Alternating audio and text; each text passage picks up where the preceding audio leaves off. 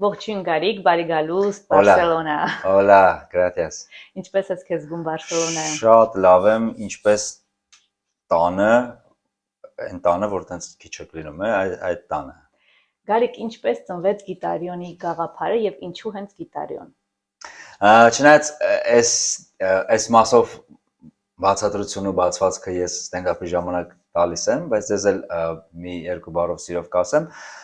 գիտարիոնը տենց մի հատ բառ է, որը ես ասոցացրել էի իմ գործիքի հետ, տենց շատ հին ժամանակները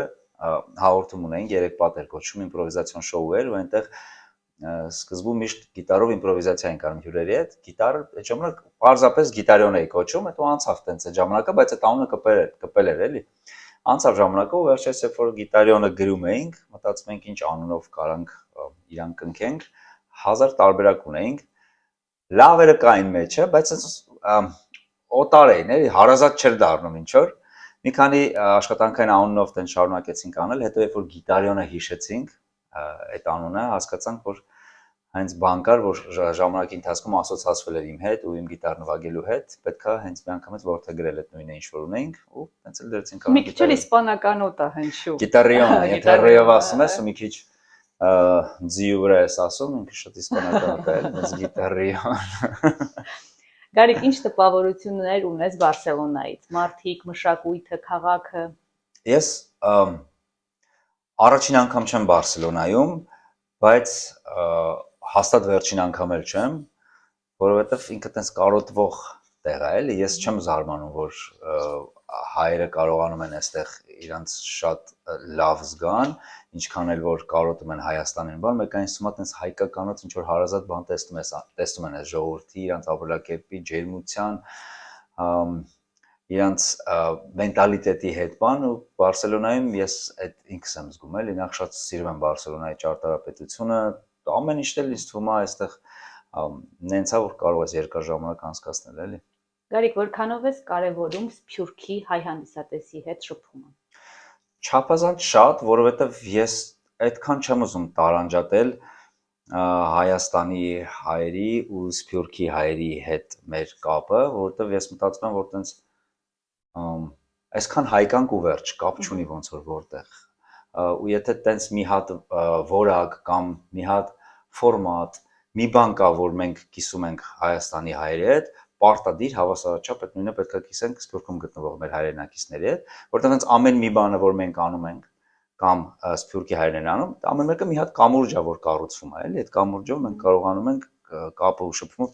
պահպանել, որովհետև տենց կարող է մի պահ թվա, որ հավես է Սփյուռքում ենք, այսինքն ուրիշ երկրում ենք, բան, բայց մենք միշտ նայում ենք հայկականը, միշտ հայերեն ենք տանը խոսում բան, բայց երբ որ մշակութային առումով մշակութայի բոլոր ճյուղերը նկատի ունեմ եւ հումորը եւ երաժշտությունը, պարը եւ ամեն ինչը, որ այդ մասնիկներից սկսում են կտրվել, մնացածը կարող է մի քիչ ձևական դառնա ու չնկատենք որ ձևական է, էլի։ Դրա համար ես կարևորում եմ, որ ինչը որ Հայաստանում է կատարվի նաեւ այնտեղ, որտեղ շատ հայ կա։ Բայց վստահ եմ, որ կա տարբերություն Հայաստանի հայ հանդիսատեսի եւ Սփյուռքի հայ հանդիսատեսի միջեւ։ Կասես Սփյուռքի հայ հանդիսատեսը ավելի բաց է, թե ավելի զուսպ է։ Զուսպի եւ բացի մեջ տարբերությունը կասեմ միայն գիտարիոնի տուրի ավարտից հետո,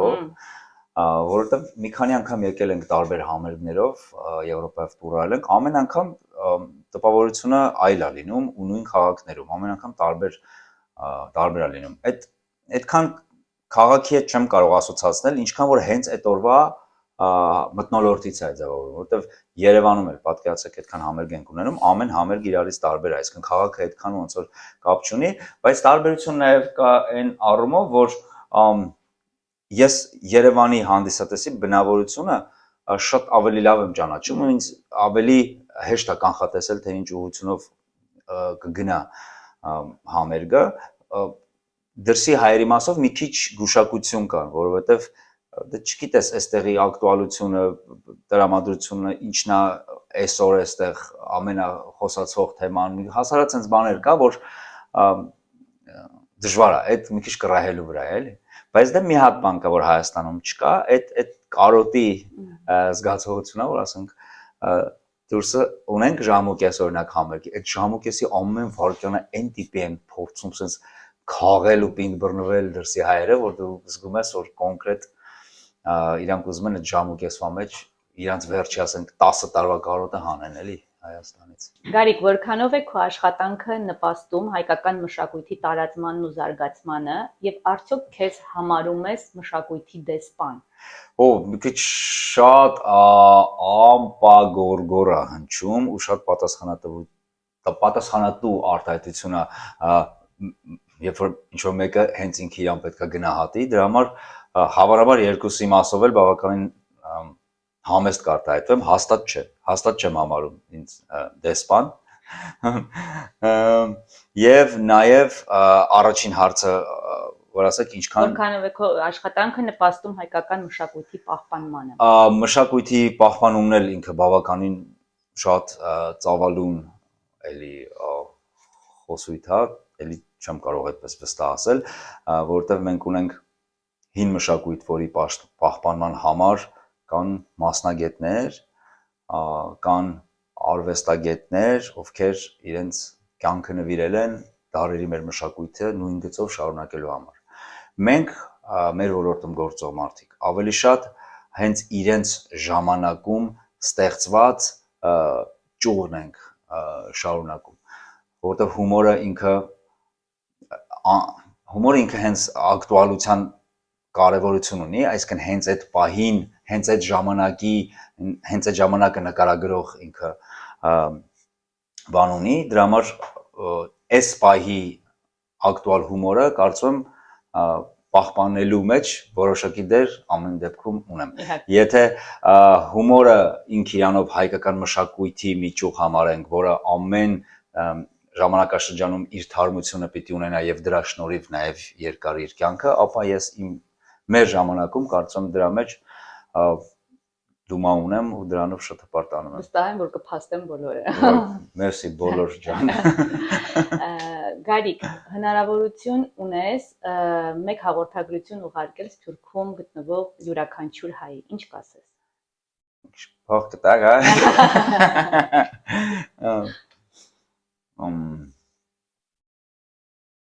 կասեմ,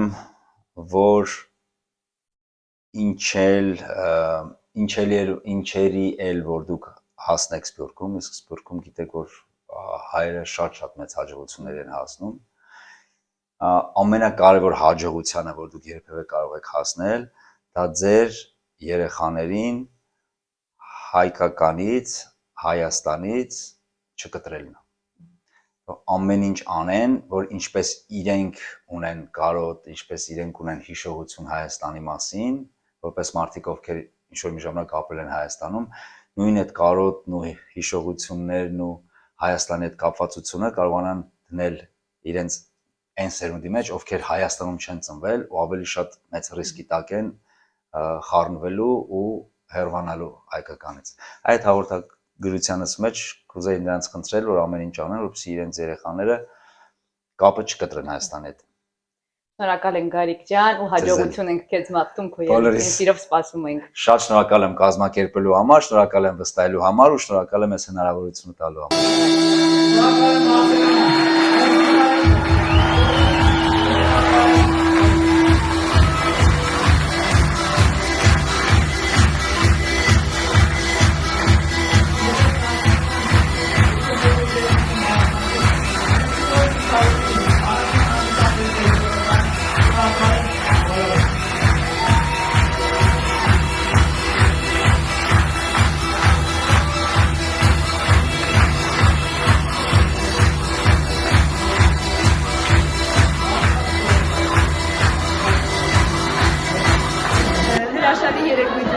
Շատ տպավորիչ, շատ հումորով, երաժշտությամբ համեմված հրաշալի երեկույթ էր, շնորհակալ ենք Գարիկին նման հետաքրքիր ու բովանդակալից երեկույթ մեզ պատկերելու։ Շնորհակալություն Գարիկին այս գեղեցիկ օրվա համար եւ կրկին կսպասենք Բարսելոնայում, բայց այս անգամ Սոնայի հետ։ Անցավ շատ լավ, շատ հաճելի էր,